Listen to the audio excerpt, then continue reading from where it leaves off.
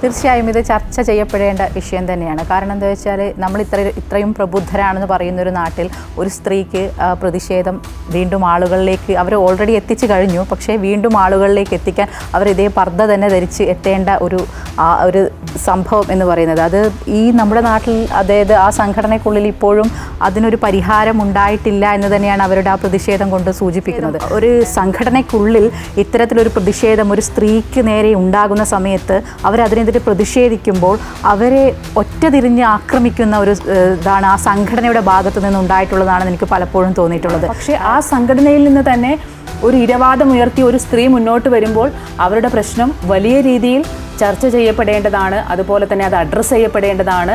അതിൻ്റെ ഗൗരവതലം വേറൊരു തലത്തിൽ എന്ന് തന്നെയല്ലേ നമ്മൾ മനസ്സിലാക്കേണ്ടത്. കാരണം പൊതുസമൂഹത്തിൻ്റെ ഒരു വലിയ പിന്തുണ സാന്ദ്രയ്ക്ക് കിട്ടുന്നുണ്ട്. പ്രത്യേകിച്ച് ഈ ജനാധിപത്യ സംവിധാനങ്ങൾ അല്ലെങ്കിൽ ജനാധിപത്യ മര്യാദകൾ പാലിക്കുന്ന ഒരു സംഘടന ഇത്തരത്തിലൊരു വിഷയം പ്രത്യേകിച്ച് ഒരു സ്ത്രീ ഉയർത്തുമ്പോൾ ആ വിഷയം അഡ്രസ്സ് ചെയ്യപ്പെടുകയും അതുപോലെ തന്നെ അവർ മത്സരിക്കാൻ വരുമ്പോൾ അതിനെ പ്രോത്സാഹിപ്പിക്കുകയുമാണ് വേണ്ടത്.